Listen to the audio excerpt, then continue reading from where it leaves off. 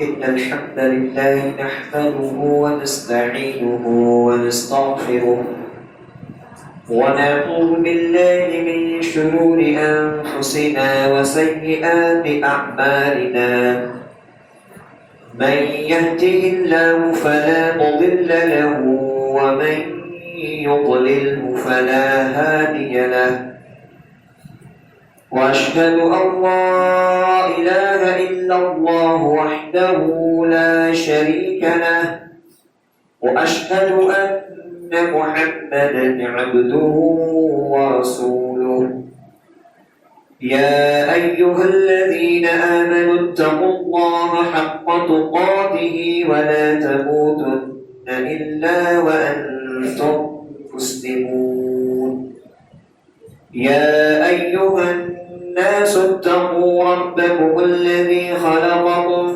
من نفس واحدة وخلق منها زوجها وبث منهما رجالا كثيرا ونساء واتقوا الله الذي تساءلون به والأرحام إن الله كان عليكم رقيبا يا أيها الذين آمنوا اتقوا الله وقولوا قولا سديدا يصلح لكم أعمالكم ويغفر لكم ذنوبكم ومن يطع الله ورسوله فقد فاز فوزا عظيما أما بعد فإن خير الحديث كتاب الله وخير الهدي هدي محمد صلى الله عليه وسلم وشر الأمور محدثاتها وكل محدثة بدعة وكل بدعة ضلالة وكل ضلالة في النار قال الله سبحانه وتعالى في كلامه المجيد والفرقان الحميد أعوذ بالله السميع العليم من الشيطان الرجيم من همزه ونفخه ونفثه بسم الله الرحمن الرحيم الله الذي خلقكم من ضعف ثم جعل من بعد ضعف قوة ثم جعل من بعد قوة ضعفا وشيبة يخلق ما يشاء وهو العليم القدير رب اشرح لي صدري ويسر لي أمري واحلل عقدة من لساني يفقه قولي اللهم انفعني بما علمتني وعلمني ما ينفعني وزدني علما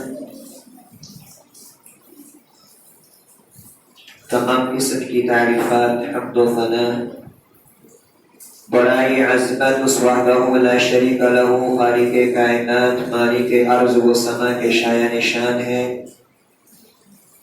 جو ہم سب کا اور اس ساری کائنات کا مربی پالنہار مشکل کشا اور حاجت روا ہے جس کی ذات میں جس کی صفات میں کوئی اس کا ہمسر شریک اور سازی ہے ہر نقص سے ہر عیب سے ہر برائی سے اس کی ذات مبرہ اور پاک ہے بعدہ لا تعداد انگنت درود و سلام نازل ہو اللہ کے تمام پیغمبروں نبیوں رسولوں پر خصوصاً آخری نبی رحمت للعالمین خاتم النبیین محمد رسول اللہ صلی اللہ علیہ وآلہ وسلم پر اللهم صل على محمد وعلى آل محمد كما صليت على إبراهيم وعلى آل إبراهيم إنك حميد مجيد اللهم بارك على محمد وعلى آل محمد كما باركت على إبراهيم وعلى آل إبراهيم إنك حميد مجيد. عزیز ساتھیوں، نوجوان دوستوں، آج کے اس خطبہ جمعہ کے موقع پر نوجوانوں کی چند ذمہ داریوں کے تعلق سے چند باتیں پیش کرنے کی کوشش کروں گا. قرآن مجید کی جو آیت کریمہ آپ کے سامنے پڑھی ہے،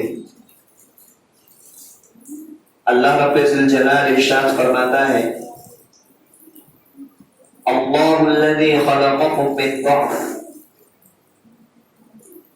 اللہ کی ذات وہ ہے جس نے تمہیں کمزوری کی حالت میں پیدا کیا. جب انسان دنیا میں آتا ہے تو بہت کمزور ہوتا ہے، ضعیف ہوتا ہے.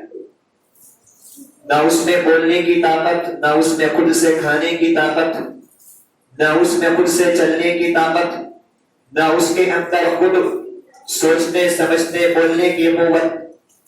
بہت کمزور انسان کمزور بن کر کے دنیا کے اندر آتا ہے. ثم جعل من بعد ضعف قوة. پھر آہستہ آہستہ جیسے جیسے اس کی زندگی کے ایام، عمر کے ایام بڑھتے جاتے ہیں، اس کے اندر توانائی آتی ہے، قوت آتی ہے، طاقت آتی ہے.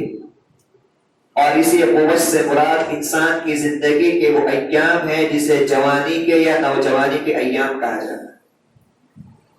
یہ انسان کی زندگی کے طاقت والے ایام ہوتے ہیں، قوت والے دن ہوتے ہیں. صاف بول سکتا ہے، صاف سن سکتا ہے، اچھے طریقے سے چل سکتا ہے، اچھے طریقے سے وہ اپنی بات کو رکھ سکتا ہے. انسان کے جسم کے ہر عضو میں، ہر حصے میں اللہ رب العالمین اس موقع پر قوت عطا کرتا ہے. آنکھ میں قوت ہے، کان میں سماعت کی قوت ہے، پیروں میں چلنے کی قوت ہے، ہاتھوں میں پکڑنے کی قوت ہے. ہر قوت اللہ رب العالمین جوانی کے ایام میں انسان کو عطا کرتا ہے.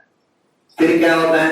ثم جعل من بعد قوة ضعفا وشيبا. پھر یہ طاقت، یہ قوت ہمیشہ برقرار نہیں رہتی. یہ قوت اور یہ طاقت اور یہ انسان کے جسم کے اعضاء کی جو مضبوطیاں ہیں نا، وہ ہمیشہ برقرار نہیں رہتی. اللہ فرماتا ہے اس قوت کے بعد پھر انسان کے اندر آہستہ آہستہ کمزوری آنا شروع ہو جاتی. آنکھوں سے دیکھنا کم ہو رہا ہے، کانوں سے سننا کم ہو رہا ہے، پیر زیادہ ساتھ نہیں دیتے جیسے 10-12 سال پہلے ساتھ دیتے تھے. ہاتھ وہ کام نہیں کرتے جو آج سے 10-12 سال پہلے کام کرتے تھے. ثم جعل من بعد قوة ضعفا. اس قوت کے بعد کمزوری کا ایام شروع ہوتے ہیں، جسے انسان جو ہے ادھیر عمر یا شیوخ پر یا بڑھاپے کی عمر کہہ سکتا ہے. اللہ سبحانہ و تعالیٰ پھر انسان کو اس ایام میں اس مرحلے پر پہنچا دیتا ہے جس مرحلے کے اندر وہ بچپن کے اندر تھا. کتنے بزرگ ہیں ہمارے جو اسی پوزیشن میں ہیں، نہ ان کے اندر چلنے کی طاقت ہے جیسے بچپن میں نہیں تھی، نہ ان کے اندر سننے کی وہ قوت ہے جو قوت اور جو استعداد ان کے پاس بچپن کے اندر نہیں تھی. اللہ ان ساری سماعتوں کو، ان ساری قوتوں کو انسان سے سلب کرتا ہے، کمزور پاڑتا ہے، پھیکی پاڑتا ہے. یخلق ما یشاء. جو چاہتا ہے پیدا کرتا ہے، وہ علم والا، قدرت والا. حضرات اس آیت کریمہ کے اندر جو درمیان کا رخ ہے نا، طاقت، یہ قوت، یہ جوانی کی قوت اور جوانی کی طاقت ہے، یہ اللہ رب العزت کی انمول نعمت ہے. یہ ایام انسان کی زندگی کے، اس کی عمر کے، اس کی حیات کے سب سے زیادہ پاکیزہ ایام ہیں. قوم کی نظر میں پاکیزہ ایام، سماج کی نظر میں پاکیزہ ایام، اور رب کی نگاہ بھی انسان کی زندگی کے اسی نوجوانی کے عمل پر ہے. اسی نوجوانی کی طاقت پہ اللہ سبحانہ و تعالیٰ کی نظر رہتی ہے کہ یہ نوجوان کیا کر رہا ہے. یہ قوت سے بھرپور انسان اپنی طاقت کو کہاں کھپا رہا ہے. یہ طاقت اور قوت سے مالا مال میرا یہ بندہ میرے لیے، میری بندگی کے لیے، میرے دین کے لیے، میرے دین کی سربلندی کے لیے آیا کچھ محنت کر رہا ہے کہ نہیں کر رہا ہے؟ کہ اس کی زندگی جانوروں کی طرح کھانے میں، پینے میں، اٹھنے میں، بیٹھنے میں، لہو و لعب میں، خرافات میں گزر رہی ہے؟ اللہ رب العالمین کی نگاہ، اس کی نظر انسان کی زندگی کے نوجوانی کے ایام پر رہتی ہے۔ اسی لیے وہ حدیث یاد کیجئے، پیارے نبی محمد رسول اللہ صلی اللہ علیہ وآلہ وسلم نے ارشاد فرمایا ہے کہ قیامت کے دن انسان کا قدم اپنی جگہ سے نہیں اٹھے گا جب تک کہ اللہ اس سے 4 سوال نہ کر دے۔ 4 سوال اللہ سبحانہ و تعالی بندے سے کرے گا، انہیں 4 سوالوں میں سے ایک سوال اللہ کا ہوگا، وہ عن شبابی، اللہ نوجوانی کے ایام کے بارے میں سوال کرے۔ یہ نوجوانی کے جو 15 سالہ، 20 سالہ، 25 سالہ جو سال ہے نا، اللہ اس کے بارے میں مجھ سے بھی پوچھے گا، آپ سے بھی پوچھے گا، اور جن کی جوانی گزر چکی ہے ان سے بھی سوال کرے گا۔ وَعَنْ شَبَابِهِ فِيمَ أَفْنَىٰ، کہاں فنا کر گیا، طاقت کہاں فنا کی، قوت کہاں فنا کی، قوم کو کیا فائدہ پہنچایا، دین کو کیا فائدہ پہنچایا، سماج کو کیا فائدہ پہنچایا، اللہ کے دین کے لیے جوانی کے ایام میں کیا محنت کر کے آیا، یہ اللہ سبحانہ و تعالی ہر نوجوان سے، ہر انسان سے جو جوانی کے ایام کو دنیا کے اندر گزارتا ہے، اللہ سبحانہ و تعالی اس سے یہ سوال کرے۔ حضرات، اس کی اہمیت زیادہ ہے، ہماری اور آپ کی ذمہ داریاں بھی زیادہ ہے۔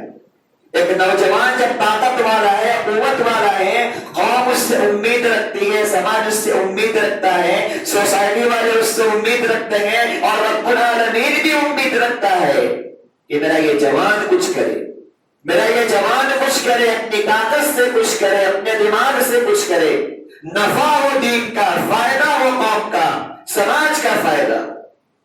اس لیے میرے بھائیوں، ہمارے اور آپ کے کندھوں پر، نوجوانوں کے کندھوں پر اللہ رب العالمین یہ ذمہ داریوں کا بوجھ ڈالا ہے، ذمہ داریوں کا بوجھ ڈالا ہے۔ اس ذمہ داریوں کو ادا کرنا ہر نوجوان کے لیے، ہر جوان کے لیے ضروری ہے۔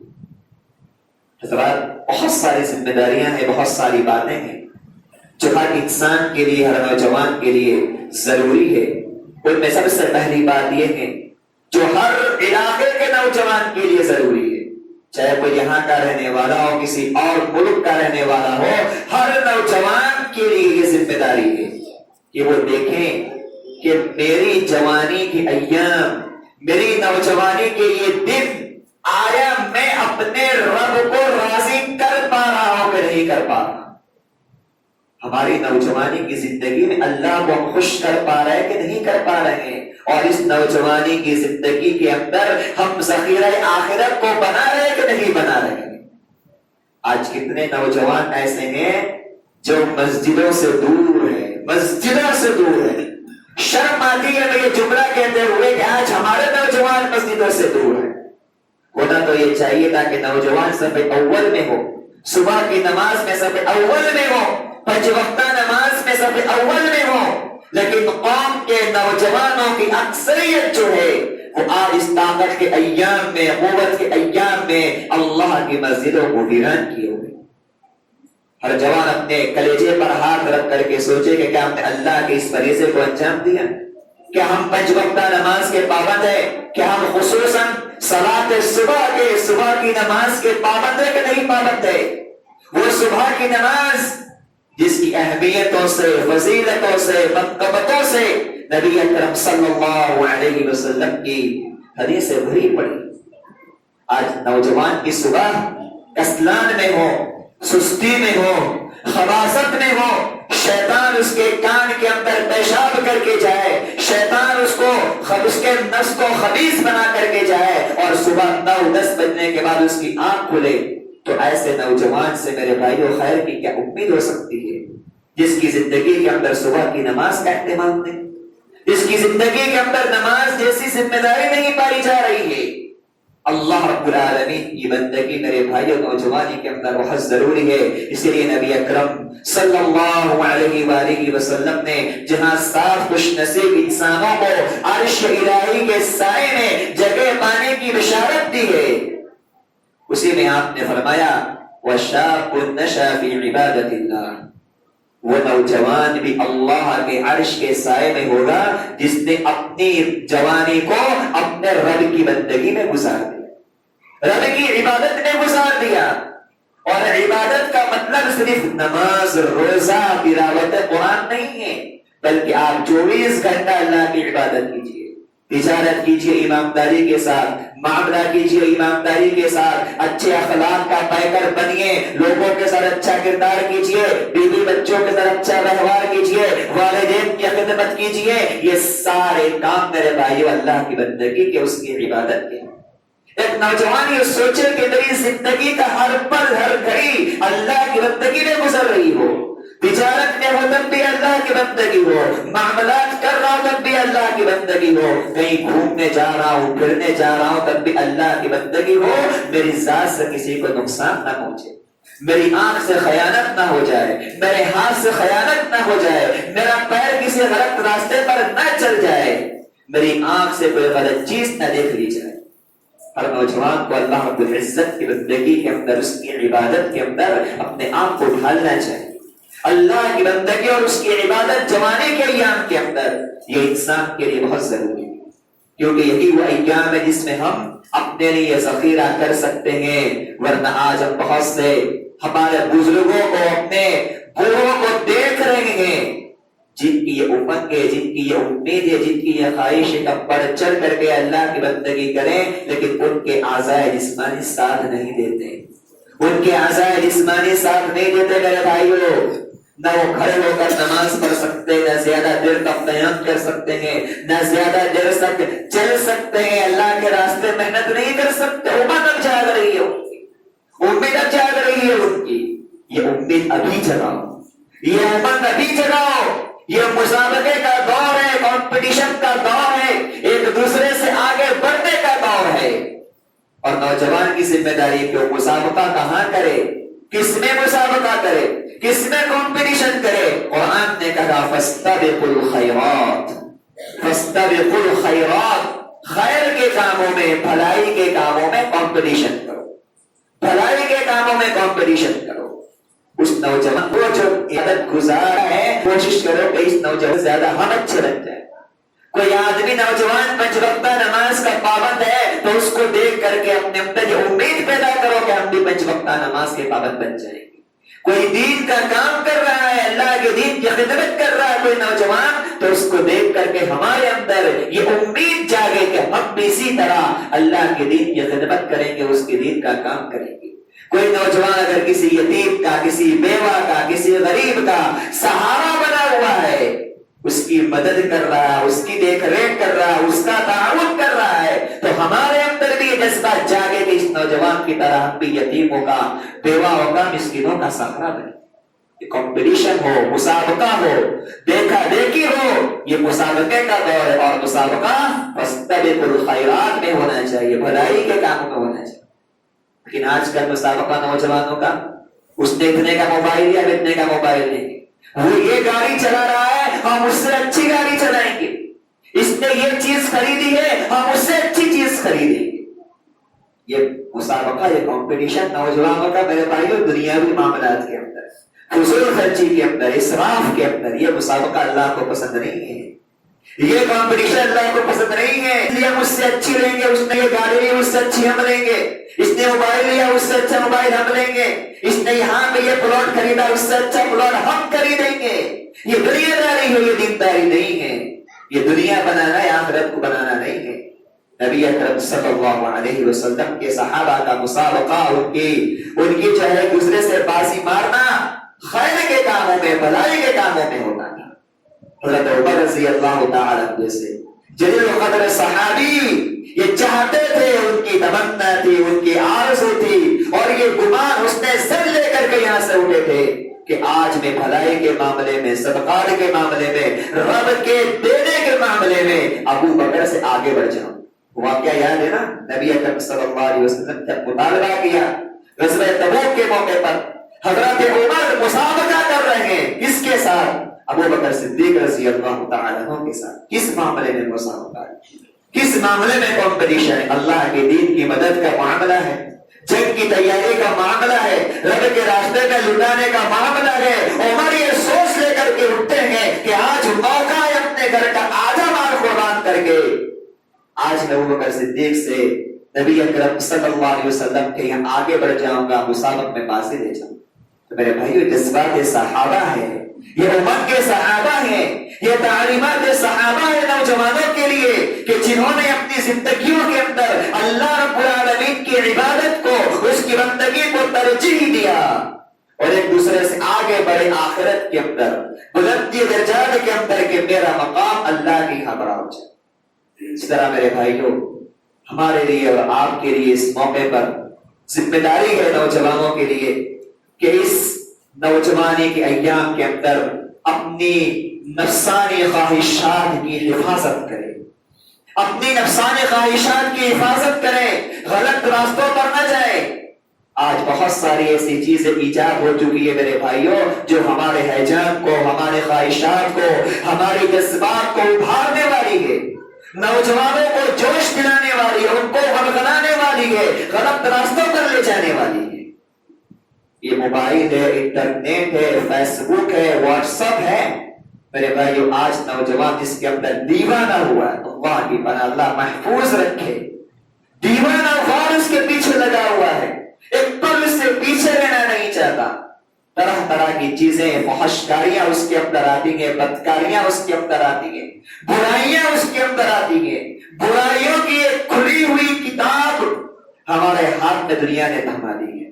میرے بھائی جو کنٹرول رکھو اپنے آپ کے اوپر، اپنے جذبات پر کنٹرول رکھو، اپنی خواہشات پر کنٹرول رکھو اور ہر وقت یہ سوچو کہ ہماری ہر خواہش، ہماری ہر مرضی، ہماری ہر تمنا اللہ رب العالمین کی خواہشات اور اس کی مرضی کے مطابق ہونا چاہیے۔ رب کو جو پسند ہو وہ ہماری پسند ہو، رب کی جو منشا ہو ہماری منشا ہو۔ اب اللہ رب العالمین کی مرضی کے خلاف، اس کی رضامندی کے خلاف کوئی کام نہ کرے، کبھی وہ غلط راستہ اختیار نہ کرے جس غلط راستے سے اللہ ناراض ہوگا۔ اپنی نگاہوں کی حفاظت کرے، اپنی شرمگاہوں کی حفاظت کرے۔ اس لیے اللہ رب العالمین قرآن مجید کے اندر اہل ایمان کے اوصاف بیان کرتے ہوئے ارشاد فرماتا ہے والذین هم لفروجهم حافظون، جو اپنی شرمگاہوں کی حفاظت کرے۔ نگاہیں نیچی رکھو، نگاہیں نیچی رکھو، نوجوان کے لیے بہت بڑی ذمہ داری ہے۔ فتنہ کھڑا ہوا ہے سماج اور معاشرے کے اندر، جہاں بھی آپ جاؤ گے، سڑکوں پر، بازاروں میں، مارکیٹوں میں، گارڈنوں میں، آپ کو طرح طرح کے لباس پہنی ہوئی لڑکیاں مل جائیں۔ اگر ہم انہیں روک نہیں سکتے، یہ ہمارے اختیار میں نہیں، ہمارے بس میں نہیں، قانون کی جو ایجادداری ہمارے بس میں نہیں، اتنا تو ہمارے بس میں کہ اپنے ایمان کی ہم حفاظت کریں، اپنے نگاہوں کی حفاظت ہم کریں، اپنے خواہشات کی حفاظت ہم کریں۔ اپنی نگاہوں کو نیچے رکھنا یہ ہمارے ہاتھوں کے اندر ہے، یہ ہمارے جذبات کا معاملہ ہے، یہ ہمارے اپنے دل کا معاملہ ہے، یہ تقوی کا معاملہ ہے۔ جتنا انسان کے اندر اللہ کا ڈر ہوگا، اس کا خوف ہوگا، اسی اعتبار سے وہ آدمی اس پر کاربند ہوگا۔ اللہ نے قرآن میں کہا نبی آپ کو دیجیے مومن مردوں کو کہ وہ اپنی نگاہوں کو نیچے رکھے، یغض ابصارهم ويحفظوا فروجهم، نگاہ نیچی رکھیں، اپنی شرمگاہوں کی حفاظت۔ اس لیے میرے بھائیوں، نوجوانوں کی ذمہ داری ہے کہ اپنے نفسانی خواہشات کے اوپر کنٹرول رکھے، قابو رکھے، اور اسی لیے نوجوانوں پر یہ ذمہ داری عائد ہوتی ہے اس طرح کے معاملات کے اندر کہ وہ نکاح کے معاملے میں، شادی کے معاملے میں تاخیر نہ کرے، تاخیر نہ کرے، نکاح کو آسان بنائے، شادی کو آسان بنائے، تاکہ اس طرح کے زنا کے اڈے مہنگے ہو جائے اور مشکل ہو جائے۔ افسوس ہے کہ آج 25 سال 30 سال کا انسان ہو جاتا ہے، نکاح نہیں کرتا، شادی نہیں کرتا، اور سوال یہ کہتا ہے کہ بندوبست نہیں ہے، پیسہ نہیں، بندوبست نہیں کرے۔ بھائی کیا بندوبست چاہیے؟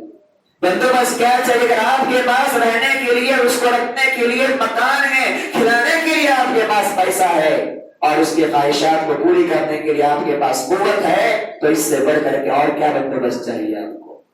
اس سے بڑھ کر کے اور کیا بندوبست چاہیے آپ کو؟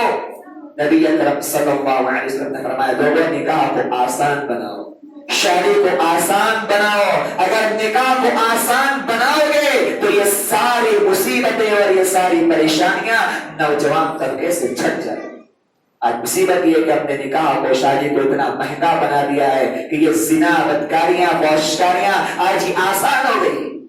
نبی اکرم صلی اللہ علیہ وسلم نے نوجوانوں کی جماعت کو خصوصاً اس نازک موقع پر ان کا نام لے کر کے ان کو خطاب کرتے ہوئے ارشاد فرمایا تھا کہ یا معشر الشباب من استطاع منکم الباءۃ فلیتزوج، اے نوجوانوں کی جماعت، تم میں سے جو بھی نکاح کرنے کی قوت رکھتا ہے، طاقت رکھتا ہے، اس کے پاس نام نفقہ موجود ہے، کھلانے کا بندوبست اس کے پاس ہے اور اس کی ضروریات کو پورا کرنے کی قوت اس کے اندر ہے، فلیتزوج، اسے چاہیے کہ وہ شادی کر لے۔ یہ نبی اکرم صلی اللہ علیہ وسلم کی طرف سے حکمانہ الفاظ، یہ اللہ کے رسول صلی اللہ علیہ وسلم کا حکم ہے، آپ کا فرمان ہے، اسے چاہیے کہ وہ شادی کر لے۔ کیوں؟ فائدہ کیا ہو؟ اللہ کے نبی صلی اللہ علیہ وسلم نے اس کا فائدہ بتایا، وَإِنَّهُ أَغَضُّ لِلْبَصَرِ وَأَحْسَنُ لِلْفَرْجِ، اس کے کرنے سے انسان کی نگاہ جھک جائے گی، اس کے شرمگاہ کی حفاظت ہو جائے گی، نگاہیں جھک جائے گی، شرمگاہوں کی حفاظت ہو جائے گی۔ اور اگر اس کی طاقت نہیں ہے تمہارے اندر تو روزہ رکھو، روزہ یہ تمہارے لیے ڈھال بن جائے۔ اس لیے میرے بھائیو اس معاملے کے اندر آگے اور اسی طریقے سے ہماری اور آپ کی ذمہ داری ہے کہ ہم عمل کے غازی بنے، گفتار کے غازی نہ، عمل کے غازی بنے۔ دنیا ہمارے عمل کو دیکھ کر کے اسلام پہچانے گی۔ آج کتنے نوجوان ایسے ہیں میرے بھائیوں جو مسلمانوں کی بدنامی کا ذریعہ سبب بنے ہوئے ہیں، انہیں کو دیکھ کر کے لوگ اسلام کو بدنام کرتے ہیں کہ اسلام انہیں تعلیم دیتا ہے۔ پارکوں میں جا کر، سڑکوں پر بیٹھ کر، چائے خانوں میں بیٹھ کر وہ ہنسی مذاق، وہ ناٹک اور وہ فحشکاریاں اور وہ کام ہوتے ہیں جن کو دیکھ کر کے آنے جانے والا یہ سمجھتا ہے کہ اسلام ایسی تعلیم دیتا ہے اور باتیں زبان سے بڑی بڑی ہماری ہوتی ہے۔ میرے بھائیو گفتار کے غازی نہ بنو، کردار کے غازی بنو۔ اپنے عمل کی اس بات کا ثبوت دو کہ مسلم نوجوان ہے، اپنے کردار سے یہ ثبوت دو کہ مسلمان نوجوان ہے، اپنے کردار سے یہ ثبوت دو کہ ہمارے اندر اسلام بستا ہے، ہم مسلم ہیں اور اسلام ہمارا مذہب ہے۔ نوجوانوں نے اپنے اعمال سے، اپنے کردار سے، اپنے کردار سے، اپنے اخلاق سے اسلام کو بیچ ڈالا ہے، اسلام کو بدنام کر کے رکھ دیا۔ اسلام ہم سے مطالبہ کرتا ہے گفتار سے زیادہ کردار کا مطالبہ کرتا ہے۔ آپ دیکھیے ابو بکر صدیق رضی اللہ تعالیٰ عنہ، نبی اکرم صلی اللہ علیہ وسلم ایک مرتبہ صحابہ کی مجلس کے اندر یہ سوال کرتے ہیں، یہ پوچھتے ہیں، من اصبح منکم صائما، کون ہے جس نے آج روزے کی حالت میں صبح کی ہو؟ ابو بکر رضی اللہ تعالیٰ عنہ کھڑے ہوتے یا رسول اللہ میں نے روزے کی حالت میں صبح کی ہے۔ پھر آپ سوال کرتے ہیں کون ہے تم میں سے جس نے آج کسی مسکین کو کھانا کھلایا ہو؟ ابو بکر رضی اللہ تعالیٰ عنہ کھڑے ہوتے ہیں اور کہتے ہیں اللہ کے رسول میں نے مسکین کو کھانا کھلایا۔ پھر آپ نے پوچھا کون ہے تم میں سے آج جس نے کسی مریض کی تیمارداری کی ہو؟ ابو بکر کھڑے ہوتے ہیں کہتے ہیں یا رسول اللہ میں نے مریض کی تیمارداری کی ہے۔ آپ پوچھتے ہیں کون ہے جس نے آج کسی مسلمان کے جنازے میں شرکت کی ہو؟ ابو بکر رضی اللہ تعالیٰ عنہ کھڑے ہوتے ہیں اور فرماتے ہیں یا رسول اللہ میں وہ جس نے کسی مسلمان کے جنازے میں شرکت کی ہے۔ اللہ کے رسول نے فرمایا گواہ رہو جس کے اندر یہ چار عادتیں موجود ہو، یہ چار صفات موجود ہو، اللہ سبحانہ و تعالیٰ اسے جنت میں داخل کرے گا۔ یہ اللہ کے نبی کے صحابی میرے بھائیوں عمل کے ذریعے اپنے آپ کو پیش کر رہے ہیں، عمل کے ذریعے اپنی جوانی کو، اپنے کردار کو بتا رہے ہیں۔ اسی لیے صحابہ کرام میرے بھائیوں جہاں بھی گئے اسلام کو بتانے سے زیادہ، پھیلانے سے زیادہ ان کے اخلاق کو دیکھ کر، ان کے معاملات کو دیکھ کر، ان کی تجارت کو دیکھ کر، ان کے اخلاق کو دیکھ کر لوگ مسلمان ہو گئے۔ وہ یہ کہتے تھے کہ جو ہم پر بادشاہ مسلط تھے وہ ظالم تھے، تم ہمارے لیے دیوتا بن کر کے آئے ہو، تم ہمارے لیے حامی بن کر کے آئے ہو۔ ہماری عورتوں کی عزت اب محفوظ ہوئی، اس سے پہلے جو بادشاہ تھے، جو قوم تھے، جو فوج تھی، وہ تو ہمارے لڑکیوں کی عزتوں کو لوٹنے والی تھی، مسلمانوں نے اپنے اخلاق سے، اپنے اعمال سے، اپنے کردار سے صحابہ کرام کی افواج جہاں بھی گئی لوگوں نے ان کو اپنے ہاتھوں میں قبول کیا۔ کیوں قبول کیا؟ ان نوجوانوں کو کیوں قبول کیا؟ کیونکہ ان کے اندر عمل تھا، کردار تھا، اخلاق تھا، کیریکٹر تھا، وہ آج ہمارے اور آپ کے سماج سے مفقود ہے۔ نوجوان بہکا ہوا ہے، اس کے میرے بھائیوں باتیں تو بہت زیادہ ہے، وقت اجازت نہیں دیتا۔ ہماری اور آپ کی ذمہ داری ہے کہ اپنے آپ کو سنبھال کر کے رکھے، یہ قیمتی نوجوانی کی حفاظت کرے۔ ہم یہ سوچے کہ اللہ سبحانہ و تعالیٰ نے یہ دولت ہمیں دی ہے، قوت دی ہے، اس قوت کے ذریعے کچھ ایسے کام کر لے کہ شاید یہ کام ہمارے لیے ذخیرہ آخرت بن جائے، بڑھاپے میں سہارے کا ذریعہ بن جائے، اور ان کاموں کے ذریعے اللہ کی رضا حاصل ہو جائے۔ اللہ سے دعا ہے کہ اللہ کے سننے سے زیادہ عمل صالح کی توفیق عطا فرمائے۔ اللہ مسلمان کے ہر نوجوان کو، ہر مسلم نوجوان کو زیادہ سے زیادہ اپنی اصلاح کرنے کی توفیق عطا فرمائے۔ اللہ نوجوانوں کو تیرے دین کا غازی بنا، تیرا عبادت گزار بنا، تیرے دین کی خدمت کرنے کی توفیق عطا فرما۔ جو مریض ہے اللہ ان کو شفا کاملہ عطا فرما، جو مر چکے اللہ ان سب کی مغفرت فرما۔ جب تک دنیا میں زندہ رکھ اللہ ہم سب کو ایمان پہ زندہ رکھ، ہماری موت و ایمان پر موت ہو۔ آمین۔ بارک الله لنا ولكم في القرآن العظيم ونفعنا وإياكم بالآيات والذكر الحكيم واستغفروه إنه هو الغفور الرحيم۔